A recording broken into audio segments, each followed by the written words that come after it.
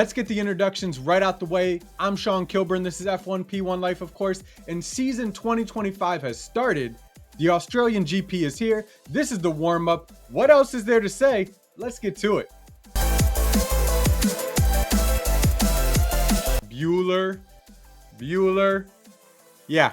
I don't know if you saw that, if you caught that on IG, but Lewis Hamilton got to drive the famous Ferrari from Ferris Bueller. The pictures were great. I had to throw one up. You must have seen one on the screen somewhere by now. And that was definitely one of my favorite picks leading up to the weekend, along with, another Hamilton pick. But Carlos Sainz and Antonelli right there, they're all walking together. I mean, I think when I put it up on and follow me on F1P1 Life at Instagram, or on Instagram anyway, but when I threw the picture up there, I said that was definitely when I knew the season had started. Like, it's bubbling over. There's great moments already taking place, and I just love it. So that said, one of the other big things that are hyped up right now that dropped, other than DTS, which I'm sure you all know. If you don't, Drive to Survive, check it out on Netflix. I've done videos before. I'm not going to really jump into it too much, although I have watched it. So I'll give you my 2 cents. It was good. It was another DTS. I don't know. I enjoyed it. It is what it is. But anyway, what also dropped this week? The F1 movie. Now, we have known that it was coming out. There has been little teases, but the official trailer was out. I thought it was pretty good. Check it out. My Rook is a phenomenal talent, but he's young.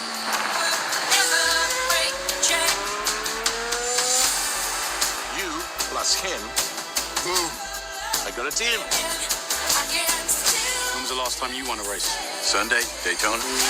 Oh, I'm sorry. I meant Formula One. Oh, I'm sorry. Then same as you. So let me know what you think in the comment section down below. Are you interested in this new movie? Are you not going to see it at all? I really think it's going to be a pretty good watch. I'm going to go see it in theaters. I think I'm going to enjoy it. I mean, who doesn't like a Brad Pitt flick, right? But also, I think it's going to do exactly what Netflix and DTS has done. It's going to drive a lot more viewership and recognition to the sport, and that's a great thing for all of us. So in that respect, I think you have to be at least a little bit happy for it, but let me know what you think in the comments section. With that said, again, season 2025 has started. Practice has already started up. We have one more before qualifying tomorrow. With that said, let's just jump into one of the big things, some of the big things that are happening as we roll up to this weekend.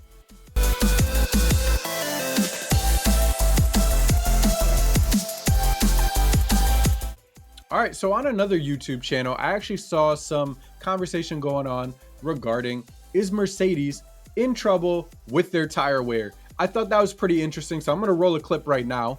Mercedes, their car looks fast when they can get it right, but confusingly, they can't seem to really work it with all the tires, because when they put the soft tire on, they were basically as fast as they were with the hard, which was very confusing to Russell and Antonelli. I mean, Russell was talking about it afterwards, so it's and saying that I'm basically as fast on the hard, if not faster than on the soft tire, which is...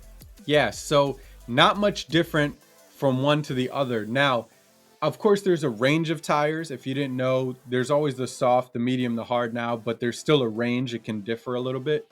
But I don't think that's going to play out well for them. Although they have kind of been known, I believe recently, to kind of be doing better in some of the colder weather. And it's going to rain. So I don't know what that's going to really do. But that's going to be interesting. We'll see how that plays out for them. But, you know, as far as their one lap pace, it looked pretty decent in some of the testing, even some of the practice runs.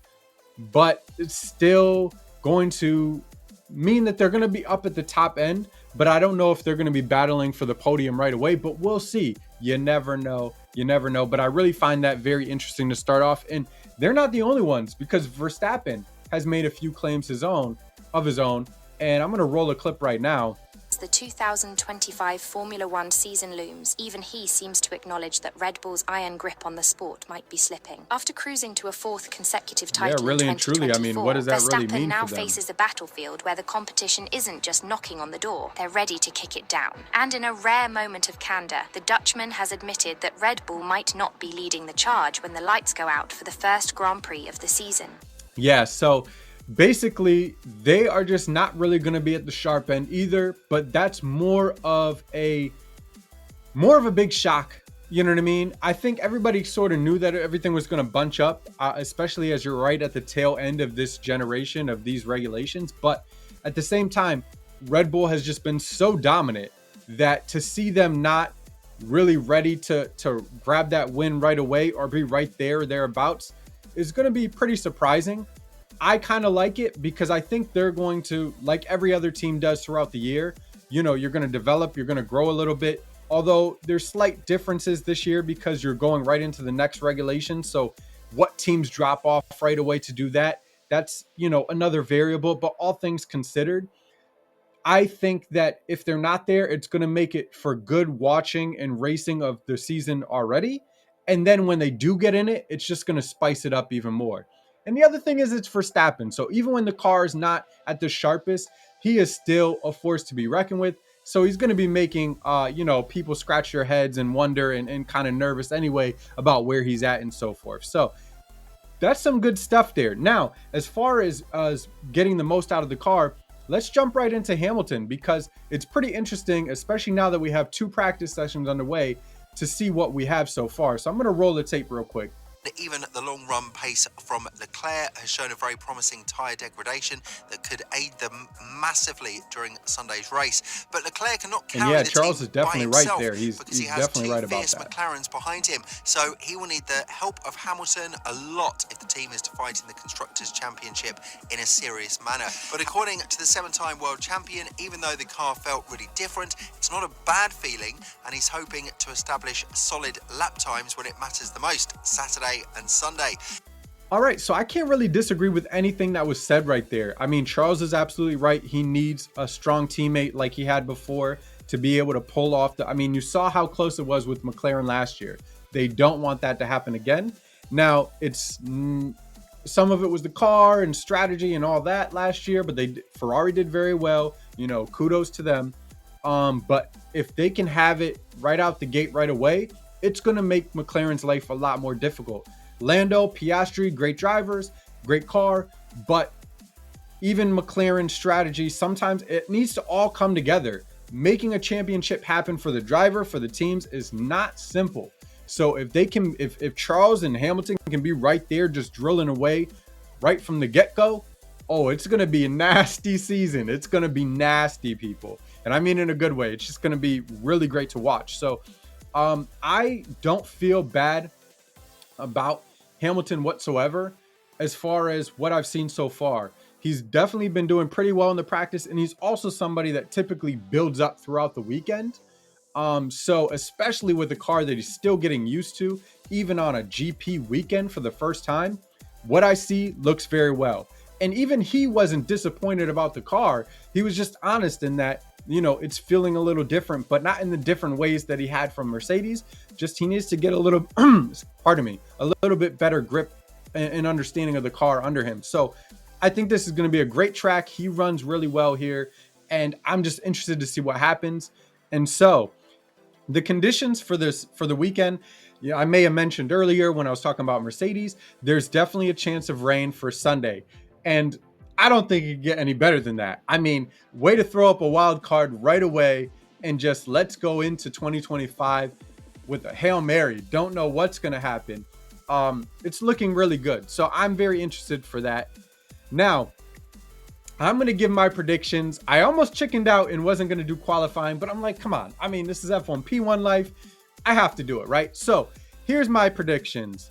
Lando, Charles, Piastri. That's 1, 2, 3 for qualifying. That's what I think we're gonna see here. Now, for the race weekend, or for the race this weekend, I should say, if I can get my words together. I'm just a little startled. I'm excited. You see, it's all happening. Anyway, I think in Australia's for Australia, Piastri is gonna win the Australian GP. Yes, that's right. Their homegrown hero is gonna win it, followed by Charles. Yeah. And then Hamilton. I think that's what it's going to be. P1, Oscar Piastri. P2, Charles Leclerc. P3, Lewis Hamilton. Let me know what you think in the comments section down below. Do I have it backwards? Am I out of my mind? That's okay if I am.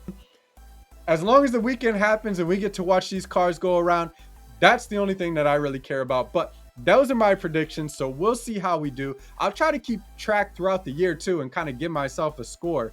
And with that said, I do have a segment where I'm going to kind of put a few race drivers on blast. Maybe even some teams if it comes down to it, but it's going to be primarily around the drivers. I left it out for the practice. I think going forward, I might even include it in the practice sessions, but I wanted to give them a bye for this weekend. So it's only going to start up for qualifying. So stay tuned. That's going to be a fun little segment in all of this as well. All right. So in the famous words of Ferris Bueller, life moves pretty fast. If you don't stop and look around once in a while, you could miss it. So hey, stop, look around, enjoy. That's what I'm going to do because it's the weekend. I'm going to go enjoy my weekend. I hope you do too. Before you go, hit that subscribe button, hit that notification bell, smash that like button for me. Leave those comments in the comment section down below. I will always get back to you. And hey, be sure to check out my video, which is coming out tomorrow because I'm going to be doing a qualifying video and a race wrap up as well. So yes, the format's changing. I have a lot going on throughout the rest of the year. I will be growing just like the cars do, just like the teams do, just like the drivers. I'll be elevating this channel as well. So stick with me. And with that said, see y'all next time.